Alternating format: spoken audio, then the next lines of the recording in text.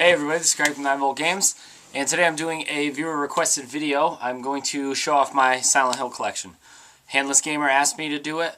Someone else asked me to do it way back in the day, but Handless Gamer, you get the name drop because you're the last person who requested it. Now, it's actually pretty big. As far as I can tell, besides the PC versions, which I do own Silent Hills 1 through 4 on PC, and if you're like, Craig, how do you own one on PC? Actually, you know what? I can tell you how I own it because it's just a backup. I have a backup of it because I do actually legitimately own Silent Hill 1, the disc. I am missing... Well, you'll see what I'm missing when I do this. I'll start oldest to newest. Right here with the classic, by the way. The original Silent Hill. Thing to know about me and Silent Hill is that if you see any like used stickers on these, please note that I, at one time, used to go through and trade games in, blase. And I've just bought all of them back. But I have bought every Silent Hill, except for one. One I actually borrowed from a friend on launch day, and then went and bought it. But I played every Silent Hill on launch day, and I bought every Silent Hill on launch day, except for one. I ended up buying it a couple days later. And it's insane. I'm so crazy about it. I usually take days off for Silent Hill launches. I can't right now because of work, but HD collection, somehow I've been working like almost 80-hour weeks, but I've still had time to squeeze in a shit ton of HD time. Silent Hill 1. Silent Hill 1 started it all. Silent Hill 1, in my opinion, kicked the shit out of any Resident Evil that was out at the time. It was petrifying. The music was very unsettling. Everybody knows that goddamn boiler room down in the bottom of the hospital, the Alchemy Hospital. Fuck that. Silent Hill 1. I love that game, by the way. That's beautifully mint right here. This is not like recasing anything. This thing has stayed strong with me for a long time. Right there. That's hard to go back and play, though. I mean, I have gone back and played it, but just for the integrity of the disc, I do have the one that's on the PlayStation Network downloaded because I wanted to play it on my PSP, and now I play it through my Vita. Hey, you are just going bananas over here. All right, next game. Bear with me on this one because I have 3 different versions of it. All right, I'll try and go in order here. Silent Hill 2. Alright, you want me to throw the ball? Silent Hill 2, the original Silent Hill 2, Black Label. I love Silent Hill 2. Silent Hill 2 is my favorite game of all time. So much so that I was a huge PlayStation 2 fanboy back in the day. I was so crazy about PlayStation 2. You couldn't tell me how good Xbox was. I would not listen to you because this is my rationalization.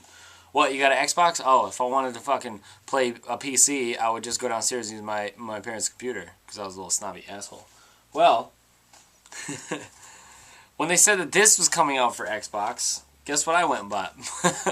I bought an Xbox, and I'm glad I did because it branched me out. It took one game that I absolutely loved to get me to buy an Xbox. And it was the Restless Dreams edition. For those, someone actually asked me, what's in the Restless Dreams edition? I'll read it right off the back. It's got the Maria Born from a Wish scenario. It's got more secrets revealed. That's from the same thing. New areas, same thing. Weapons and items, same thing. Enhanced graphics and lighting, that's what it was. There is an actual difference that you could see if you have the TV capabilities. You could actually see the difference between this Silent Hill and then this one, which was released, the Greatest Hits. Now, the Greatest Hits was this, the same exact as this. It just didn't say Restless Dreams. And I don't know if that was a reasoning that it was on Xbox, blase, but that's 3 Silent Hill 2s for you. I also have a PC version. I have every version of Silent Hill 2. Like I said, it's my favorite game of all time, so why wouldn't I? For some reason, whenever I do my collections, this never shows up. It's because I don't ever keep it with my Xbox, but yeah, what are you gonna do? Here's one I had to go back and buy used because someone actually stole it from me. Silent Hill 3. Silent Hill 3, I was on a vacation and I still got this game on launch day. I didn't get to play it until I got home, but I got the game on launch day and I played it when I got home, and it's truly amazing. To me, it's the scariest Silent Hill out of all of them. If you play this version right here is better than the HD collection version. Silent Hill 2 is great either way. But this is definitely I can say it's the most unsettling. 2 is still unsettling to me. I don't know why. It's the music in 2. This is actually like the creepier game. Alright, I've seen it actually put online saying that this is the better game. That's the best gaming experience you're going to have. But this is the better game. Like, gameplay game. And that's true. Silent Hill 3 has everything. And it's connected right to 1. Okay, which order is this going? Silent Hill 4, The Room. The other one that I'm missing is Silent Hill 4, The Room for Xbox, which is actually what I bought it on launch day. I bought the Xbox version, and then I ended up buying the PC version, and then the PS2 version. Xbox version's better. The reason that I don't have the Xbox version anymore is that when you put it in your 360, it was so butchered. I just didn't want it anymore. I ended up getting the PS2 version. The Xbox version is far superior. Obviously, the PC version is way more superior. But yeah, I absolutely love Silent Hill. That I forgave this. No, this wasn't bad at all. Especially, like I said, and I think I said it in my other review, I didn't appreciate 4 until Homecoming came out. And then I started to appreciate it more. Then I can go back and play it, and it feels more like a Silent Hill game. So basically, you gotta wait for your favorite, franchise to get raped before you can go back and appreciate games that you hate. That's what works with me in Final Fantasy, by the way. I didn't like Final Fantasy 12 until I played 13. Okay, probably just made someone mad with that. What came before? Here, Silent Hill Experience. This is not actually a game. This is a UMD that's got the comics on it. It's got some music. It's got some interviews with, like, Akira. What I could just read off the back. Yeah, it's got some video content. It's got the endings, like the funny endings. Good stuff. Yeah. I mean, it's not something that you should go out of your way and spend a shit ton of money on, but if you got a PSP and you're a Silent Hill fan, it should be part of your collection. You know what I mean? If anything, for the music, but you probably already own the soundtracks anyways. Alright.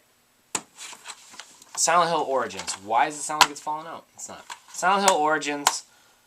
I had it on PSP. I got Silent Hill Origins and PSP on launch day. I was so crazy about it. And then little did I know that for me, this is where the series really started to go down. I mean, it was fun. You know what I mean? But it wasn't Silent Hill to me. That's the best way I can say it. But I did end up getting rid of my PSP version. I don't know why. I don't know why I did that, but I do have this one. I saw it, and I bought it. It was $30. Alright.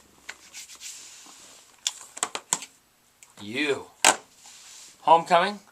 I have it. I didn't like it. I bought Homecoming launch day. Oh, yes, this is a story. I bought Homecoming launch day. I bought it for the PS3 and 360 because I was going to get Dan into playing Silent Hill. Because he wouldn't go back and play 2 for some reason. So I was like, alright, fine. We'll ease you into it. I'll let you borrow my PS3 version, and I'll start playing the 360 version. I started playing the 360 version, and I was like, man, I wish I didn't have him start off in this. He's not going to trust me with game suggestions anymore. I didn't really like it. It wasn't Silent Hill, and to me, it's going to take him a while to get back. And this is the big doozy right here, and I think this one personally offended me and pretty much anybody else whose favorite game out of the series is 2, because they specifically threw Pyramid Head in there just to be cool. And I didn't appreciate that. Shattered Memories. That's not a used sticker. That's new, by the way. Shattered Memories was great. Shattered Memories was different. But to me, it was Silent Hill. It was really twisted. The best way to say it, this game is fucking intense. There are times, man, like, because you gotta run. You gotta run with your remote. You need to shake fucking things off. It's insane. It's a nice, fresh take on the first game. I like the overworld, that instead of the overworld having the sirens and it turning black, it was a nice change that everything started to ice over and the fucking enemies just started bolting after you and jumping on your back. It was insane. It was a good game. I do feel like it was underappreciated and probably way overlooked because of Homecoming. So that's Homecoming's fault. Alright.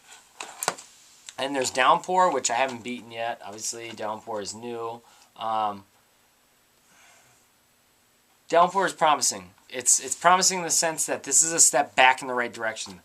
The character models in the game, except for the main character, kind of look like shit.